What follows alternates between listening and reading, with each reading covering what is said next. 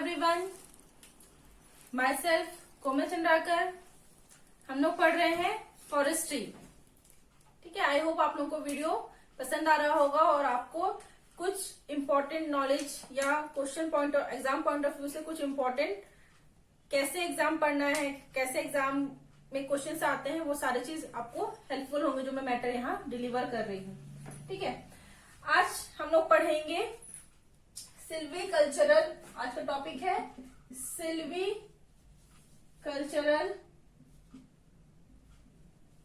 Operations. ठीक है, silvicultural operations. ये जो सिल्वीकल्चरल ऑपरेशंस है, देखो सिल्वीकल्चर क्या होता है, एक सीड से पूरा कंप्लीट ट्री बनना।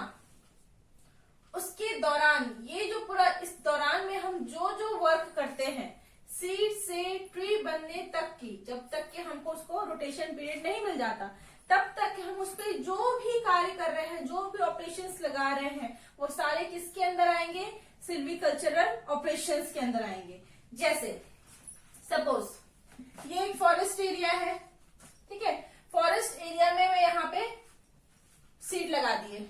सीड तो हम डायरेक्टली लगाते हैं, नर्सरी से लाके लगाए। ठीक है, लगाए सपोज छोटा सा प्लांट लगा दिया, आप सीडलिंग को लगा दिए, लगा के छोड़ देते हैं। आजकल ऐसे ही होता है, हम प्लांटेशन करते हैं और लगाने के बाद छोड़ देते हैं, सोचते हैं कि तो पेड़ का वृक्ष का बीज है, ये अपने से ग्रो हो जाएगा, सारा चीज अपने से कर लेगा। पर ये क्या होता है, अगर हम 1000 पेड़ लगाए हैं तो मुश्किल से 50 ट्री जिंदा रहते हैं। क्यों? क्योंकि उनके साथ कॉम्पिटिशन्स बहुत बढ़ जाते हैं। उस कंपटीशन को हमको कम करना है। कंपटीशन किस किस का, पहला तो वाटर का, देन सनलाइट का,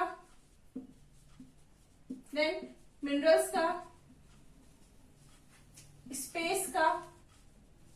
ठीक है, ऐसे बहुत सारे कॉम्पिटिशन्स उनको फाइट करना पड़ता है।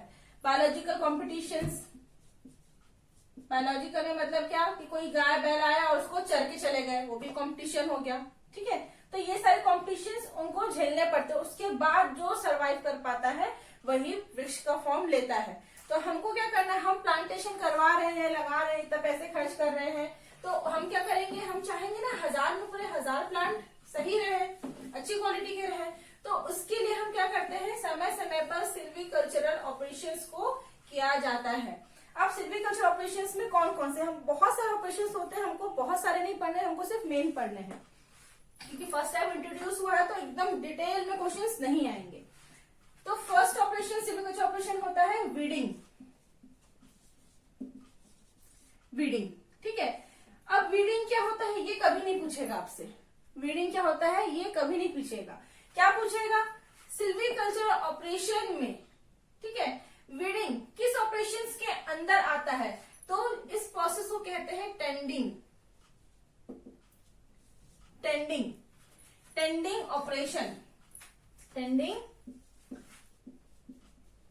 ऑपरेशन।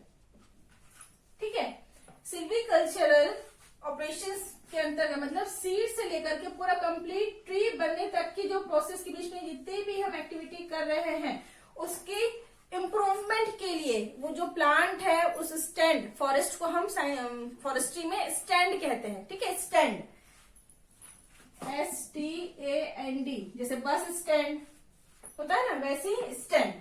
ठीक है, तो स्टैंड की क्वालिटी को, क्वांटिटी को बढ़ाने के लिए हम जो भी ऑपरेशंस कर रहे हैं इम्प्रूवमेंट के लिए, उसको क्या कहा जाता है, टेंडिंग ऑपरेशन। उसको क्या कहा जाता है, टेंडिंग ऑपरेशन। तो टेंडिंग ऑपरेशन के अंतर्गत सबसे पहला है आपका वीडिंग। वीडिंग क्या होगा, वीड्स मतलब कि खरपतवार। वीड्स मतलब कि खरपतवार मतलब ऐसे प्लांट जो कि अनवांटेड है, जो हमको जरूरत नहीं है लेकिन वो फिर भी उगाए हैं, तो ऐसे प्लांट्स को हटाना, उस प्रोसेस को कहते हैं वीडिंग। ये भी टेंडिंग ऑपरेशन के अंतर्गत आता है। ठीक है, वीडिंग मतलब कि हमने यहाँ पे प्लांट लगाया, इसमें हम आके रोज पानी डाल रहे हैं। घरों पे अक्सर होता है, हम कोई पॉट पे फ्लावर्स का प्लांट लगा लेते हैं और क्या होता है, हम रोज पानी डाल रहे हैं, उसको प्रॉपर मैन्योर्स वगैरह डाल रहे हैं, लेकिन क्या साइड साइड से बहुत सारे घास उग जाते हैं और एक समय आता है कि ये ज्यादा हो जाता है और जो मेन प्लांट है वो छोटा हो जाता है, ग्रो नहीं कर पाता है। तो इसीलिए हमको वीडिंग करना होता है। फॉरेस्ट में भी यही है, और फॉरेस्ट में तो आजकल ऐसे हो गया कि वीड्स ज्यादा दिखते हैं और फॉरेस्ट्री स्पीशीज कम रिजनरेट हो पाते हैं। ठीक है, फॉरेस्ट ट्री स्पीशीज बहुत ही कम हो गए हैं। क्यों हो गए हैं? क्योंकि क्या होता है, जब सीडलिंग जर्मिनेट करता है, ठीक है, जब सीडलिंग जर्मिनेट करता है तो वहां पे वीड के सीड्स भी प्रेजेंट होते हैं और ये वीड जो है इससे फास्ट ग्रो करता है, इससे फास्ट ग्रो करेगा और इसके साथ compete करेगा। किस किस के लिए? वाटर के लिए, सनलाइट के लिए, मिनरल्स के लिए, ठीक है, स्पेस के लिए compete करेगा। और compete करेगा तो क्या होगा, ये ग्रो नहीं कर पाएगा। इस वजह से आजकल देखना फॉरेस्ट में, आप लोग कहीं अगर फॉरेस्ट एरिया घूमने जाते होंगे तो देखिएगा कि रिजनरेशन बहुत ही कम हो जाता है, बहुत ही कम हो गया है। और जो मेन वीड्स है वो कौन कौन से हैं जो फॉरेस्ट में मिलते हैं? पहला तो लेंटाना कमारा, लेंटाना कमारा, ठीक है, साइंटिफिक नेम है लेंटाना कमारा। पिकली हाउसी कहते हैं इसको, ठीक है। दूसरा है क्रोटोनिला स्पीशीज, क्रोटोलेरिया स्पीशीज, ठीक है।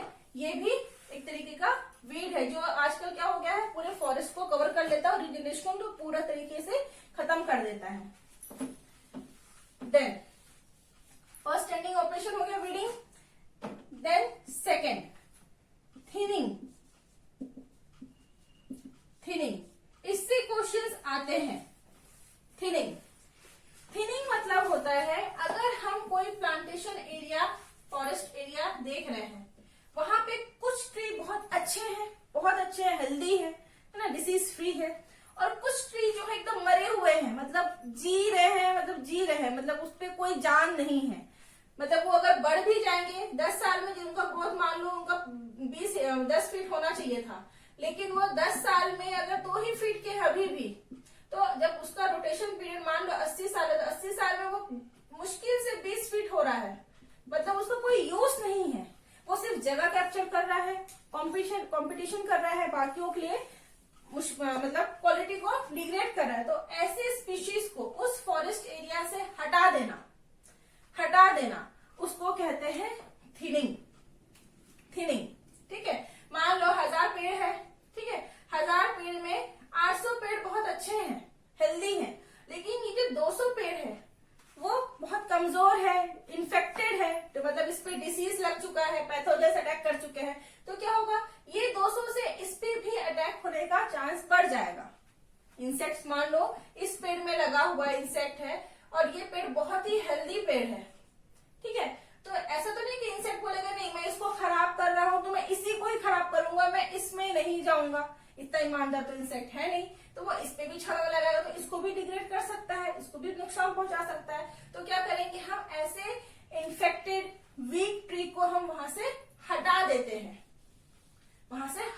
हैं, उसी प्रोसेस को कहते हैं थिनिंग, ठीक है। अगर हम वीक इन्फेक्टेड डिसीज्ड ट्री को फॉरेस्ट एरिया से रिमूव कर रहे हैं तो उस प्रोसेस को क्या कहेंगे, थिनिंग। डेफिनेशन से क्वेश्चंस आते हैं इसमें, ठीक है, थिनिंग। अब थिनिंग के बहुत वैरायटी होते हैं, बहुत सारे टाइप्स है कि क्राउन थिनिंग है, नेचुरल थिनिंग है, मैकेनिकल थिनिंग है, वो आपको नहीं पढ़ना, आपको मास्टर्स नहीं करना इसमें। इससे क्वेश्चंस, क्राउन थिनिंग मतलब आप उसके क्राउन को छटाई कर दे रहे हो, जहां पर इन्फेक्शन हुआ वहां पर छटाई कर दिए, क्राउन थिनिंग। मशीन्स के थ्रू कर रहे हो, मैकेनिकल थिनिंग। नेचुरल थिनिंग मतलब सीधा उखाड़ के हटा दे रहे हो, वो नेचुरल थिनिंग। वो सब आपको नहीं पढ़ना, बस इतना याद रखिएगा थिनिंग मतलब क्या है, जो भी लेस क्वालिटी का डिग्रेडेड ट्री है, जिसका कोई वैल्यू नहीं है या फ्यूचर में उसका कोई इंपॉर्टेंस नहीं है, वो सिर्फ हमारे लिए बोझ रहेगा, एक फालतू का चीज रहेगा, तो उसको वहां से हटा देना ही को क्या कहते हैं, थिनिंग। देन नेक्स्ट टर्म है प्रूनिंग। प्रूनिंग बहुत इंपॉर्टेंट, कंफ्यूज होते हैं लोग किस किस में, थिनिंग प्रूनिंग में। ये थिनिंग क्या था, एक्चुअली में थिनिंग क्या था, प्रूनिंग क्या था, तो याद रखना थिनिंग मतलब पतला हो जाना, हम जंगल को पतला कर दे रहे, घना था उसको हमने पतला कर दिया, हल्का कर दिया, ठीक है। और प्रूनिंग मतलब क्या होता है? देखो, सपोज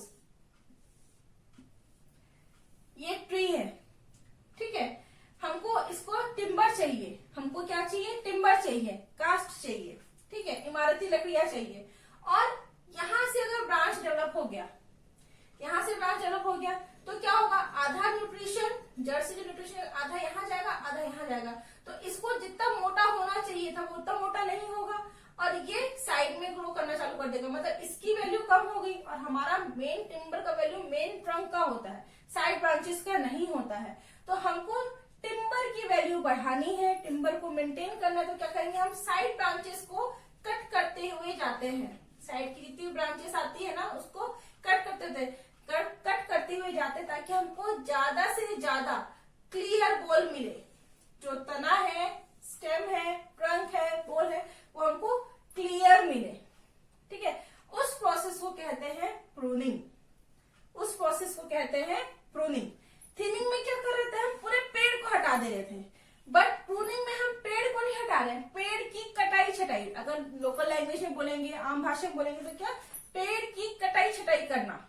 जो वेस्ट ब्रांच है या जिससे हमारी पेड़ की क्वालिटी खत्म हो रही है, कम हो रही है, उसको हटाने की प्रोसेस कहेंगे प्रूनिंग। इन दोनों में अक्सर लोग कंफ्यूज होते हैं, तो इन दोनों को याद रखना। और जब भी इस टॉपिक से क्वेश्चन आएगा तो आपको थिनिंग भी मिलेगा, प्रूनिंग भी मिलेगा, और एक और वर्ड है गर्डलिंग, बताती हूँ मैं आगे क्या होता है गर्डलिंग। ये तीनों में कंफ्यूज हो जाते हैं और ऑप्शन दे देता है all of the above. All of the above tending operation से आ रहा है तो ऑल ऑफ द अबव आ जाएगा क्वेश्चन में, ठीक है, कि सिल्वीकल्चर ऑपरेशन या फॉर इम्प्रूवमेंट ऑफ स्टैंड हम क्या क्या टेक्निक अपनाते हैं। तो ब्रीडिंग करते हैं, थिनिंग करते हैं, प्रूनिंग करते हैं, गर्डलिंग करते हैं, सब करते हैं। लेकिन अगर क्वेश्चन आएगा कि हमको सिर्फ खराब पेड़ को फॉरेस्ट से या स्टैंड से रिमूव करना है, तो इनमें से कौन से ऑपरेशंस फॉलो करेंगे? तो आंसर होगा थिनिंग। अगर हमको क्वालिटी इंप्रूव करनी है टिम्बर की, तो हम कौन सा इंप्रूव करेंगे? प्रूनिंग, ठीक है। अब आता है, यहां तक तो हो गया होगा थिनिंग और प्रूनिंग, ठीक है। अगर डाउट होता है तो कमेंट सेक्शन में आप कमेंट करके बताएंगे, तो मैं उस टॉपिक को एक बार और डील करने की कोशिश करूंगी दूसरे वे से, ताकि आपको आसानी समझ में आए, क्योंकि फॉरेस्ट्री मैक्सिमम लोग फर्स्ट टाइम पढ़ रहे हैं। देन फोर्थ था गर्डलिंग, फोर्थ था गर्डलिंग। इससे क्वेश्चन बहुत बार आता है, बहुत बार, और अलग अलग वैरायटी, इसलिए इसको बहुत अच्छे समझना। बहुतों बार इवन साइंस का जो बॉटनी पेपर होता है उस पर भी आता है, फॉरेस्ट्री में तो आता ही आता है। साथ में इसके अलावा जो पीएससी लेवल का क्वेश्चंस होते हैं, एग्जाम्स होते हैं, उसमें भी गर्डलिंग से क्वेश्चंस आते हैं साइंस से। देखो, पेड़ है, ठीक है, वृक्ष है, उसको हमने, ये वृक्ष है, उसको हमने सेक्शन काट लिया, ऐसे ऊपर का काट लिए, तो हमको कैसा दिखेगा? ऐसा दिखेगा, ठीक है, ऐसा दिखेगा। अब देखो, लोअर क्लास में पढ़े होंगे आप लोग वेस्कुलर बंडल के बारे में, वेस्कुलर बंडल, ठीक है। जितने भी प्लांट्स होते हैं उनमें वेस्कुलर बंडल पाया जाता है। अब ये वेस्कुलर बंडल क्या है? वेस्कुलर बंडल में तीन चीज होते हैं, एक होता है जाइलम, एक होता है कैम्बियम, और एक होता है फ्लोएम, ठीक है। जाइलम, कैम्बियम और फ्लोएम। अगर वृक्ष बहुत सालों तक जीता है तब उसमें कैम्बियम प्रेजेंट होता है, हर साल एक बनता है, एक साल में एक ही कैम्बियम रिंग बनता है। लेकिन जाइलम और फ्लोएम हर प्लांट में प्रेजेंट होता है, ठीक है। आप लोग बायोलॉजी में पढ़े होंगे, बॉटनी में पढ़े होंगे कि मोनोकोटिलिडन, डाइकोटिलिडन, तो मोनोकोटिलिडन्स में कैम्बियम्स नहीं पाए जाते, लेकिन डाइकोटिलिडन्स में कैम्बियम पाए जाते हैं। अभी आपको इतना ही याद रखना है कि वेस्कुलर बंडल मतलब जाइलम, फ्लोएम एंड कैम्बियम। अब देखो, जाइलम का क्या काम है? जाइलम जो होता है ये रूट से ऊपर टिप यानी कि लीफ तक ट्रांसपोर्ट करता है मटेरियल को। किसको? तो वाटर एंड मिनरल्स को। पानी जड़ एब्जॉर्ब किया, एब्जॉर्ब करके खाना कहाँ बनेगा? खाना तो आप ले आ लिए, खाना कहाँ बनेगा? लीफ में बनेगा। लीफ में प्रकाश संश्लेषण होता है, फोटोसिंथेसिस होता है। ठीक है, तो जाइलम क्या करता है? जड़ पानी को एब्जॉर्ब किया, मिनरल्स को एब्जॉर्ब किया, उसको कहाँ तक पहुंचाएगा? लीफ तक। और वहां पे क्या प्रोसेस होगा? फोटोसिंथेसिस। वहां पर क्या होगा? फोटोसिंथेसिस होगा, प्रकाश संश्लेषण होगा, जिससे कि क्या बनाएगा? अपना खाना बनेगा प्लांट का। और फ्लोएम दूसरा होता है फ्लोएम का काम होता है टिप या फिर लीफ, जहां पर खाना बना है वहां से जो भी फूड मटेरियल है, कार्बोहाइड्रेट है, ठीक है, फूड को पूरे डिफरेंट पार्ट्स तक, प्लांट के डिफरेंट पार्ट्स तक पहुंचाना। डिफरेंट पार्ट्स में क्या आएगा? आपका रूट आएगा, स्टेम आएगा, फ्रूट आएगा। ठीक है, मतलब कि लीफ के अलावा ट्री के दूसरे पार्ट तक पहुंचाने वाला कौन होता है? फ्लोएम। मतलब पका हुआ खाना कौन ले जा रहा है? फ्लोएम। और कच्चा मटेरियल कौन ला रहा है? तो जाइलम। ठीक है, अब देखो गर्डलिंग में क्या होता है। जाइलम और फ्लोएम क्लियर हुआ। जाइलम क्या था? जो पानी को ले जाता है, और फ्लोएम क्या होता है? पका हुआ खाना को ले जाता है। देखो हम सब ह्यूमन बीइंग से हमारी टेंडेंसी होती है, जो हमारे लिए इम्पोर्टेंट होता है उसको हम बहुत संभाल के रखते हैं, और जो फालतू रहता है, जिसका कम इम्पोर्टेंस है, उसको हम बाहर रखते हैं। ठीक है, जैसे सोना चांदी पैसे वैसे को हम क्या करते हैं? अलमारी के अंदर लॉकर में ताला लगा के रखते हैं। लेकिन जो ऐसे नॉर्मल चीजें, खाने पीने का सामान, उसको हम ताला लगा के नहीं रखते हैं। वैसे ही प्लांट में इम्पोर्टेंट क्या है? तो वाटर एंड मिनरल्स। इम्पोर्टेंट क्या है? वाटर एंड मिनरल्स इम्पोर्टेंट है, क्योंकि ये इनको बाहर से लेना पड़ता है, बाहर से आ रहा है। और जो घर पे रहता है उसका ज्यादा इंपॉर्टेंस नहीं रहता है। ठीक है, घर पे हमको रोज दाल चावल सब्जी मिलता है तो हमको उसका इंपॉर्टेंस नहीं है, लेकिन जो बाहर का खाना है वो ज्यादा इंपॉर्टेंट होता है। वैसे ही घर पे क्या मिल रहा है? जाइलम से जो मिल रहा है वो बाहर से आ रहा है। तो इम्पोर्टेंट किसका है? जाइलम का इम्पोर्टेंस है। ज्यादा इम्पोर्टेंस किसका है? जाइलम का। और फ्लोएम क्या कर रहा है?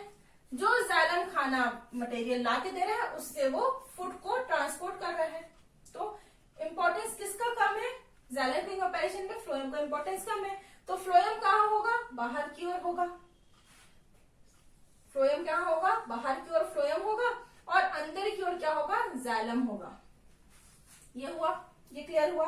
देखो इससे क्वेश्चंस बहुत सारे उठते हैं, इसलिए मैं उसको बहुत डिटेल से बता रही हूँ कि गडलिंग में वेस्कुलर बंडल का कौन सा पार्ट काटा जाता है। गडलिंग में ऐसा क्या हो जाता है कि प्लांट मर जाता है। गडलिंग में कौन सा स्टेप, कौन से पार्ट को काटना जरूरी होता है, ये सारा चीज हमको पढ़ना है। ठीक है, इसलिए डिटेल में पढ़ रहे हैं। देखो फ्लोएम कहाँ है? बाहर की ओर है। ये क्या कर रहा है? फूड ला रहा है। कहाँ से? ऊपर से फूड को ला रहा है। और जाइलम क्या कर रहा है? नीचे से वाटर को ऊपर ले जा रहा है, वाटर एंड मिनरल्स को ऊपर ले जा रहा है। ठीक है, अब क्या करते हैं? जो ट्री है, ये ट्री है, ठीक है, तो क्या करते हैं? जो नियर बाय विलेजर्स है या फॉरेस्टर्स है, जो फॉरेस्ट के एम्प्लॉइज होते हैं, वो क्या करते हैं? गार्डनिंग करना है, किसी ट्री को खत्म करना है, तो क्या करेंगे? यहां से साइड से इसको ऐसे कट कर देते हैं। कट कर दिए, ये है ना, कट कर दिए, मतलब इसकी जो रूट है वो वाटर एब्जॉर्ब करके ऊपर तो पहुंचा रहा है। कहां तक? टिप तक पहुंचा रहा है। और ऊपर टिप में बनने के बाद में खाना तो बन रहा है, फूड तो बन रहा है, पर फूड को ला रहा है फ्लोएम कहां तक? यहां तक। उसके बाद यहां से फ्लोएम कट चुका है, तो खाना नीचे नहीं आ पा रहा। नीचे नहीं आ पा रहा मतलब किसके पास नहीं आ पा रहा है? रूट के पास नहीं आ पा रहा है। रूट के पास खाना नहीं आ पा रहा है, मतलब खाना बन तो रहा है बट रूट के पास नहीं आ पा रहा है, तो क्या होगा, धीरे धीरे रूट, भूख लगेगा, उपवास कितने दिन करेगा, धीरे धीरे रूट मर जाएगा, और जब रूट मर जाएगा तो पेड़ भी मरना स्टार्ट हो जाएगा। इसको सुसाइड कहते हैं। पेड़ को मारना आसान नहीं है, ठीक है। अगर हम आज पेड़ को काट दिए तो कुछ समय बाद वो फिर से उग जाता है, क्योंकि उसकी जड़ जिंदा होती है, लेकिन अगर जड़ ही मर गया तो पेड़ पूरा मर जाएगा। तो रूट को मारने के लिए कौन सा स्टेप यूज किया जाता है, तो गर्डलिंग। बहुत इंपॉर्टेंट क्वेश्चन है, इससे क्वेश्चन 100% आएगा, ठीक है। देखो क्या क्या बताई मैं, गर्डलिंग क्या होता है, तो प्लांट को मारने की एक विधि है, ट्री को, एक वेल डेवलप्ड ट्री को मारने की एक विधि है, उसको कहते हैं गर्डलिंग। दूसरा, गर्डलिंग में वेस्कुलर बंडल का कौन सा पार्ट को काटा जाता है, तो याद रखना फ्लोएम को काटा जाता है, जाइलम को नहीं। ऑप्शन में क्या क्या मिलेगा आपको, जाइलम, फ्लोएम, कैम्बियम रिंग और ऑल ऑफ दिस। तो ऑल ऑफ दिस मत लगा देना, ठीक है, ऑल ऑफ दिस नहीं होगा इसका आंसर क्या होगा, फ्लोएम। जाइलम को हम कुछ नहीं कर रहे हैं, ना हम कैम्बियम को कुछ कर रहे हैं, हम किसको इफेक्ट कर रहे हैं, सिर्फ फ्लोएम को। मतलब पानी ऊपर तो जाएगा बट खाना नीचे नहीं आएगा, नीचे नहीं आएगा मतलब नीचे का हिस्सा मारना है। देन नेक्स्ट क्वेश्चन, इससे क्या क्वेश्चन आता है, गर्डलिंग का मेन उद्देश्य प्लांट के किस पार्ट को खत्म करना होता है, तो किस पार्ट को, रूट को, ना ही फ्रूट को, ना ही लीफ को, ना ही स्टेम को। किसको खत्म करना रहता है, मेन उद्देश्य रूट को खत्म करना होता है, ठीक है।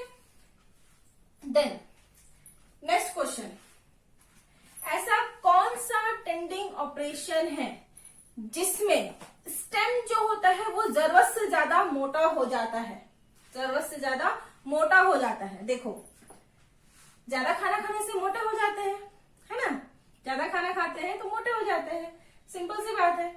वैसे ही अब ये खाना यहां से लेके तो आ रहा है, लीफ को क्या पता कि खाना यहीं पर रुक जा रहा है, लीफ तो ईमानदारी से इसको इतना देना, इसको इतना देना, इसको इतना देना, इसको देना, बाट हिस्सा बंटवारा करके भेज रहा है लीफ खाना, लेकिन खाना आ करके यहाँ रुक जा रहा है। मतलब इसको मिलना चाहिए सपोज 10 रोटी के बराबर खाना, बट इसको मिल रहा है अब 100 रोटी के बराबर खाना, ठीक है।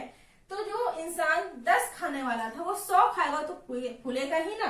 तो यहाँ पर क्या होगा, स्टेम फूलने लगेगा, इस तरीके से स्वेलिंग आ जाएगा स्टेम में। मतलब जो नॉर्मल स्टेम ऐसा था अब वो कैसा हो गया है, ऐसा फूल गया है, ठीक है, स्वेलिंग आएगा स्टेम में। तो ये स्वेलिंग किस में मिलेगा हमको, गर्डलिंग प्रोसेस से मिलेगा। किस स्टेंडिंग ऑपरेशन से स्टेम फूल जाता है, स्वेल हो जाता है, तो किससे होता है, गर्डलिंग प्रोसेस से, ठीक है। तो ये कुछ इंपॉर्टेंट पॉइंट्स थे गर्डलिंग के, एक बार फटाक से रिवाइज करते हैं गर्डलिंग को, सॉरी टेंडिंग ऑपरेशन को पूरे। पहला था वीडिंग, वीड्स को सफाया करना, वीड्स को हटाना, चाहे आप हैंड से करो चाहे दवाई डाल के करो, ठीक है।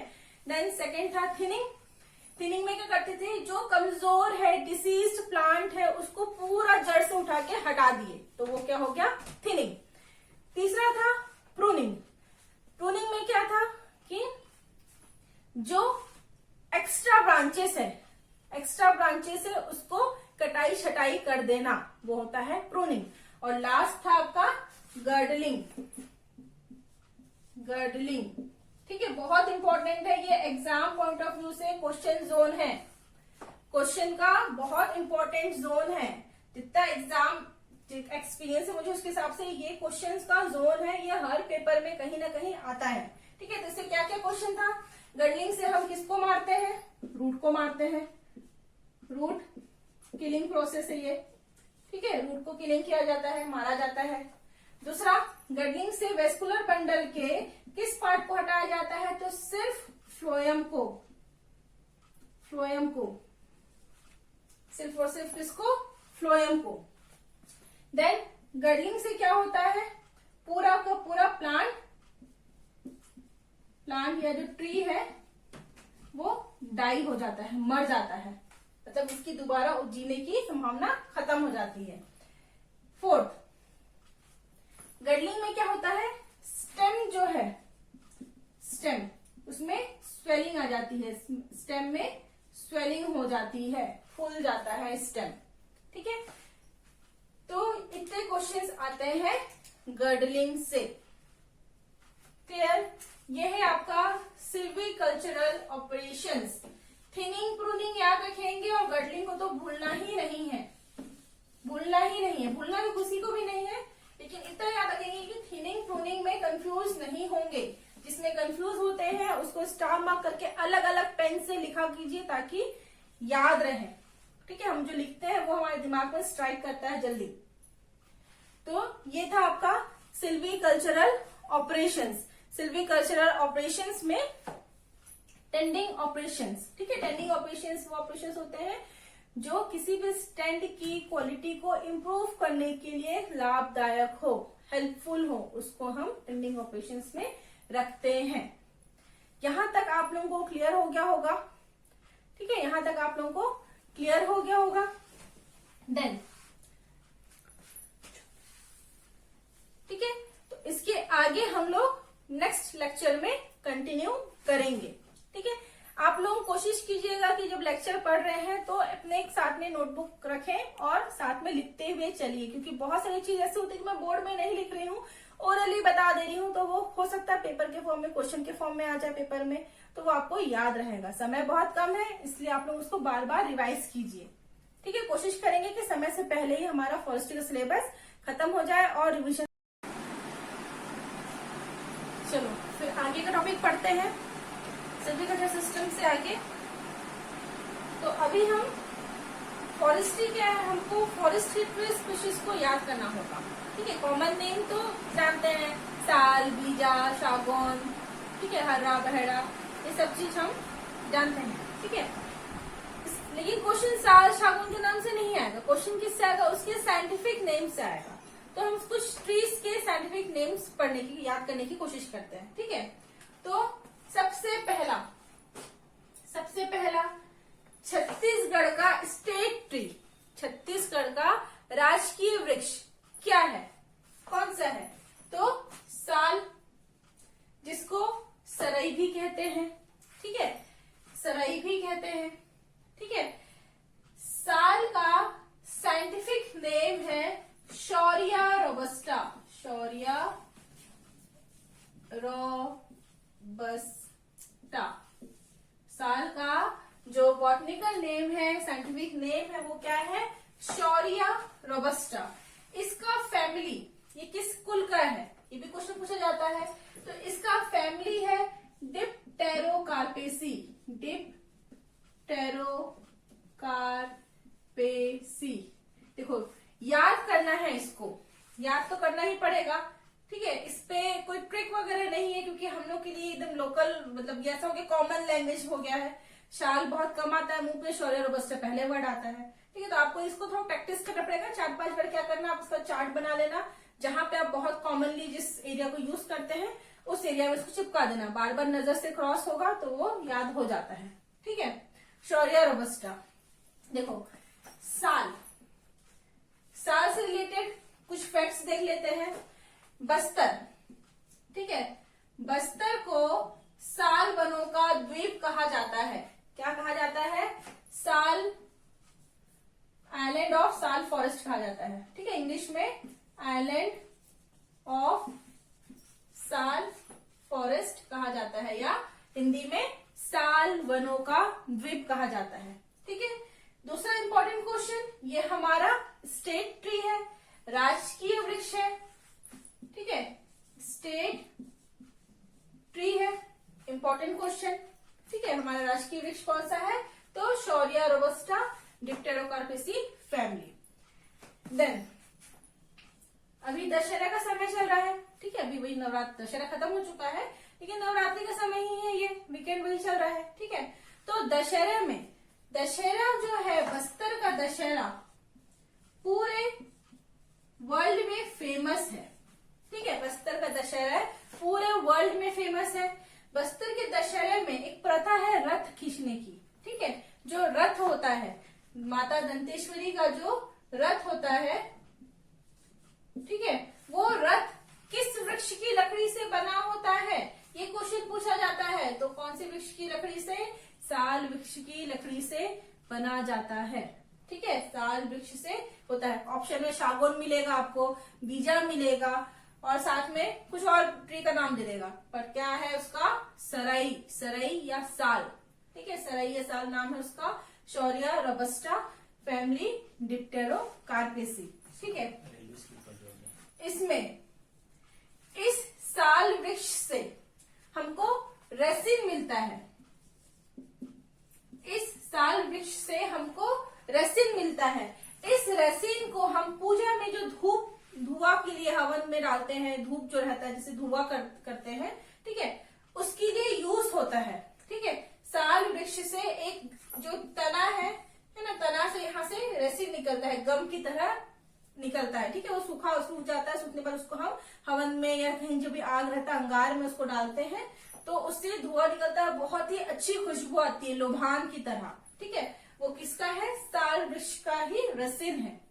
देन साल वृक्ष, क्योंकि ये इंपॉर्टेंट है, बहुत इंपॉर्टेंट है साल वृक्ष, तो साल वृक्ष में जो अटैक करता है कीड़ा, उसको भी यही पढ़ लेते हैं। आगे टॉपिक है पैथोलॉजी फॉरेस्ट प्रोटेक्शन सिलेबस में, बट वहां तो पढ़ेंगे, यहाँ पढ़ रहे हैं साल तो यहाँ पर लिख लेते हैं।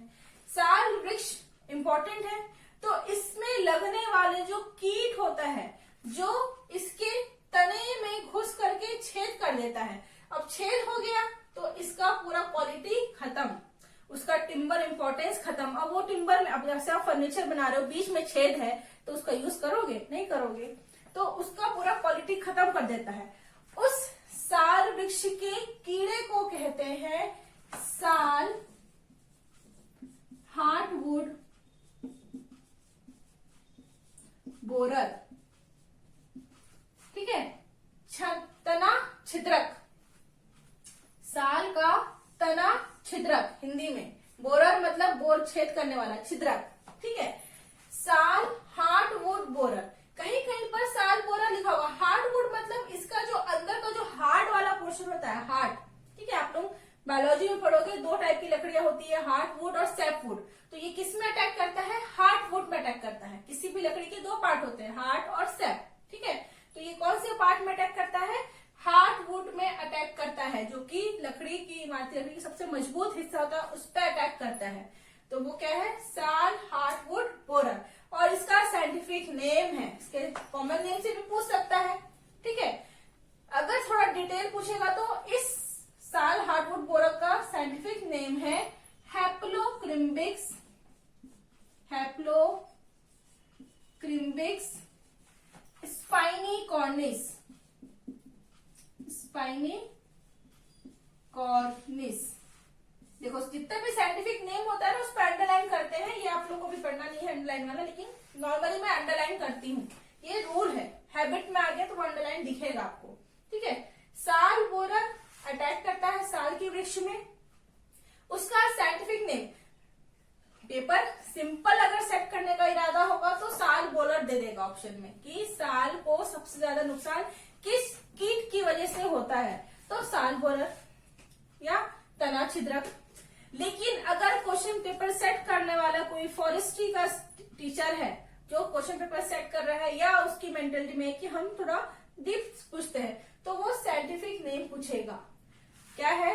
हैप्लोक्रिम्बिक्स स्पाइनी कॉर्निस। साल के बारे में इतना अभी याद रखेंगे। अच्छा, एक और चीज याद रखना साल के बारे में, वो ये है कि साल के जो बीज होते हैं, है ना, साल के जो बीज होते हैं वो पेड़ से गिरने से पहले ही उग जाते हैं।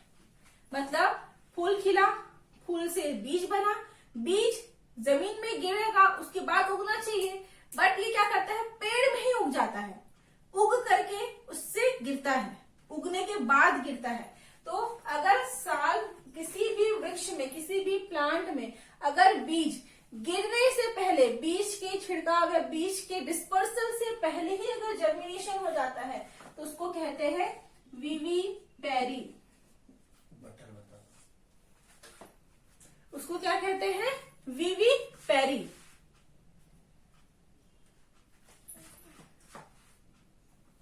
ठीक है, उसको कहते हैं विविपेरी।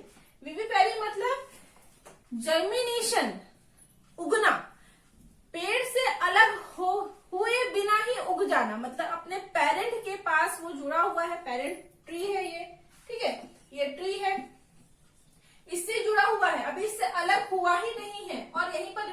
जा रहा है, वहीं पर रिजेनरेट हो जा रहा है, तो उसको कहेंगे विविपेरी। तो विविपेरी साल में पाया जाता है, ठीक है, साल के वृक्ष में पाया जाता है। साल के बारे में और यूसेस है, उसको जब हम आगे जब यूटिलाइजेशन पढ़ेंगे तब मैं बताऊंगी। अभी एक सब बताऊंगी तो सब एरोप्लेन उड़ेगा ऊपर से, ठीक है। तो साल से हम रेलवे स्लीपर्स बनाते हैं, साल से हम बटर बनाया जाता है, ठीक है, कोकम बटर निकाला जाता है, तो ये सारा चीज इसमें है। क्लियर। इसके अलावा एक इम्पोर्टेंट साल के बारे में जो सिर्फ और सिर्फ बस्तर में पाया जाता है, ठीक है, बस्तर में पाया जाता है। देखो, साल जो वृक्ष है, साल जो वृक्ष है, उस साल वृक्ष की जो जड़ है वहां पर एक फंगस पाया जाता है, फंगस पाया जाता है जो साल वृक्ष की जड़ के साथ में म्यूचुअली एसोसिएटेड होता है। म्यूचुअली मतलब आपस में लेन देन करता है, कुछ देता है बदले में कुछ लेता है, उसको पानी और मिनरल्स एब्जॉर्ब करके देता है फंगस, और बदले में उससे खाना और शरण लेता है, शेल्टर लेता है, ठीक है। तो इस फंगस, ये जो फंगस है, मॉनसून के जस्ट पहले जब पहली बारिश होती है उसके बाद ये फंगस जो है अपने फ्रूटिंग स्टेज में, फ्रूटिंग मतलब अब वो अपना ग्रोथ फुल करेंगे, ठीक है, उस कंडीशन में आते हैं। तो उस फ्रूटिंग स्टेज को हम बस्तर में यहाँ उसको बोड़ा कहते हैं, बोड़ा, ठीक है। बोड़ा जो है ये बहुत ही कॉस्टली वेजिटेबल्स के फॉर्म में है, ठीक है, मार्केट में मिलता है, ये सिर्फ पर्टिकुलर सीजन में ही मिलता है। और ये कहाँ मिलेगा? साल वृक्ष के जड़ के पास ही मिलेगा। जहां पे ये बोड़ा उग रहा है वहां पे साल वृक्ष के पास जमीन जो है वो फट जाती है, ऊपर उठ जाती है, तो वहां खुदाई करते हैं तो हमको फंगस की फ्रूटिंग बॉडी गोल गोल दिखता है। ऐसा अलग अलग वैरायटी, व्हाइट बोड़ा होता है, पत्थर बोड़ा होता है, काला बोड़ा होता है, ब्राउन बोड़ा होता है, ठीक है, और बहुत ही ज्यादा टेस्टी और हाईली न्यूट्रिशियस होता है।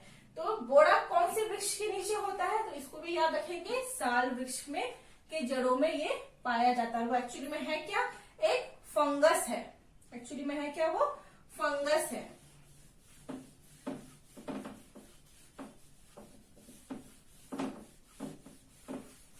ठीक है, तो ये था साल, हमारा राजकीय वृक्ष, शौर्या रोबस्टा डिप्टेरोकार्पेसी फैमिली। दंतेश्वरी माई का रथ भी साल के वृक्ष से बनता है। देन इसके अलावा जो बोरा, विविपेरी, ठीक है, साल का जो बोरर है, बोरर मतलब कि हेप्लोक्रैम्बिक्स स्पैनिकॉर्निस, वो आप अच्छे से याद रखेंगे, ठीक है। देन नेक्स्ट स्पीशीज बहुत इंपॉर्टेंट स्पीशीज है टीक, या इसी को हम कहते हैं शागौन, ठीक है, इंग्लिश में टीक, हिंदी में शागौन, ठीक है। इसका साइंटिफिक नेम होता है टेक्टोना ग्रैंडिस, टेक्टोना ग्रैंडिस, इसका साइंटिफिक नेम है टेक्टोना ग्रैंडिस। फैमिली है वर्बिनेसी।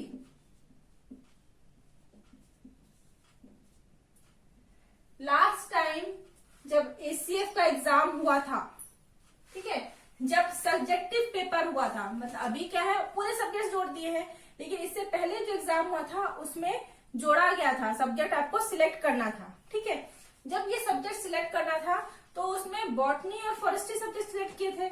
तो फॉरेस्ट्री का जो पेपर था उसमें ये क्वेश्चन पूछा गया था कि टेक्टोना ग्रैंडिस की फैमिली क्या है, टेक्टोना ग्रैंडिस की फैमिली क्या है? तो क्या है? वर्बिनेसी इसकी फैमिली है, ठीक है। टेक्टोना ग्रैंडिस को ही हम किंग ऑफ ऑल टिम्बर कहते हैं, king of all timber, king of all timber. अच्छा, एक चीज थोड़ा सा छूट गया है, इससे पहले जो साल का बताई थी उस पर ऐड कर लेंगे। साल जो है, अगर साल वहां है तो साल किस फॉरेस्ट के अंदर आएगा? तो ड्राई डेसिडियस फॉरेस्ट के अंतर्गत आता है, ठीक है। साल किसके अंतर्गत आएगा? ट्रॉपिकल फॉरेस्ट, याद करो चैंपियन एंड सेथर क्लासिफिकेशन, ठीक है। चैंपियनस क्लासिफिकेशन ऑफ 5 मेजर ग्रुप में पहला क्या था? ट्रॉपिकल। तो ट्रॉपिकल में ड्राई डेसिडियस फॉरेस्ट था, ठीक है। तो साल किसके अंडर आएगा? साल फॉरेस्ट ड्राई डेसिडियस फॉरेस्ट के अंदर आएगा। दूसरा, ठीक है, ये उसी पॉइंट का था, उसको छूट गया था, उसको आप नोट डाउन कर लेंगे इसके पहले वाले ट्री में, ठीक है।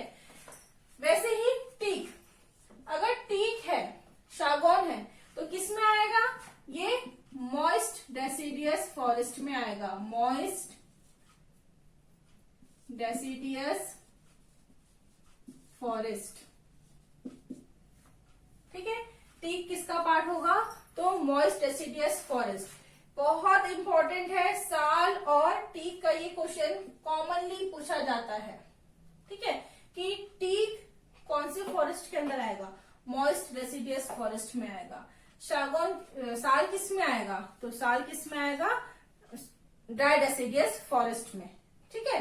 इसको रखेंगे ध्यान में। देन इसके बाद नेक्स्ट, हारमोनियम। क्या? म्यूजिकल इंस्ट्रूमेंट जो है उसको क्या? हारमोनियम। देखे होंगे सभी, एक बड़ा सा रहता है, ऐसे ऐसे बजाते हैं, ऐसे ऐसे करके, ठीक है। हारमोनियम, हारमोनियम भी इस टीक से बना होता है। हारमोनियम इस टीक की लकड़ी से बना होता है। देखो क्वेश्चंस जो है वो इस जोन से बहुत आते हैं। अभी रिसेंटली जो असिस्टेंट प्रोफेसर बॉटनी का एग्जाम हुआ था, उसमें पूछा गया था वीणा के बारे में, ठीक है। वीणा कौन से वृक्ष की लकड़ी से बनता है? तो वीणा का जब बताऊंगी, जब उस वृक्ष के बारे में आएंगे तब मैं आपको बताऊंगी, कटहल के वृक्ष से बनता है। अभी ये याद रखिए कि हारमोनियम जो है वो सागौन के वृक्ष से बनता है, ठीक है। सागौन जो है वो हाई क्वालिटी टिम्बर है, बहुत हाई क्वालिटी का होता है, बहुत ही ज्यादा कीमत होता है इसका, ठीक है। इसके फर्नीचर्स बहुत ही ज्यादा कीमती होते हैं और लॉन्ग लास्टिंग होते हैं, बहुत ही ज्यादा समय तक रहते हैं, ठीक है। ये हो गया सागौन। अब जब साल के कीड़े पड़े तो यहाँ पे सागौन के कीड़े पड़ लेते हैं। तो जो सागौन में 2 कीड़े लगते हैं, 2 कीट लगते हैं। एक होता है सागौन का टीक लीफ डिफोलिएटर, एक होता है सागौन का टीक लीफ डिफोलिएटर, ठीक है। और दूसरा होता है लीफ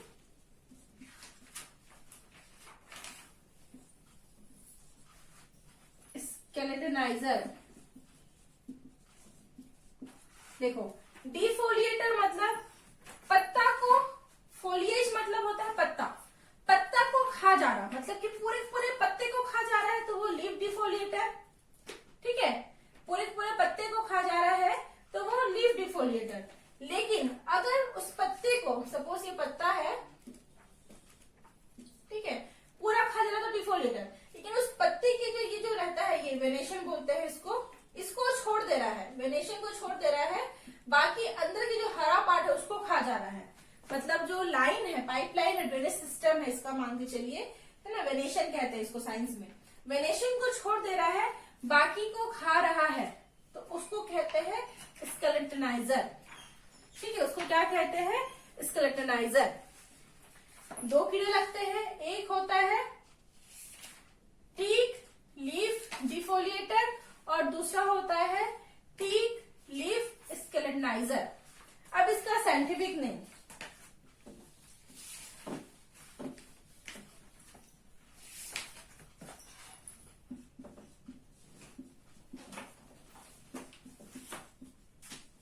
हैवलिया प्यूरिया और दूसरा है यूटेक्टोना मार्चिलैरिस। यूटेक्टोना मार्चिलैरिस, हैवलिया प्यूरिया और यूटेक्टोना मार्चिलैरिस, ठीक है। तो जो टीक डिफोलिएटर है वो है हैवलिया प्यूरिया, टीक डिफोलिएटर जो है वो है हैवलिया प्यूरिया, और स्केलेटनाइजर जो है वो कौन सा है? यूटेक्टोना मार्चिलैरिस। साइंटिफिक नेम याद कीजिएगा, ठीक है, साइंटिफिक नेम याद कीजिएगा। राजा, याद रखना राजा।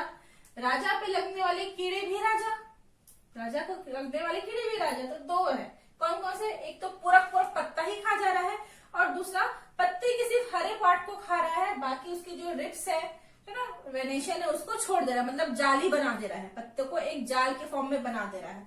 तो जो जाल को बनाता है वो है यूटेक्टोना मार्जिनलिस, और जो लीफ पूरे पत्ते को ही खा जा रहा है, ठीक है, तो वो है हेबलिया प्यूरिया, हेबलिया प्यूरिया। ठीक है, ये हो गया शागोन। शागोन के और यूसेस है, जब यूटिलाइजेशन पढ़ेंगे तब मैं उसमें बताते हुए चलूंगी। ठीक है, तो याद रखना अभी हारमोनियम जो म्यूजिकल इंस्ट्रूमेंट है, हारमोनियम वो शागोन की लकड़ी से बनता है। अलग अलग इंस्ट्रूमेंट अलग अलग लकड़ियों से बनती हैं। ठीक है, रब कर रही हूं मैं।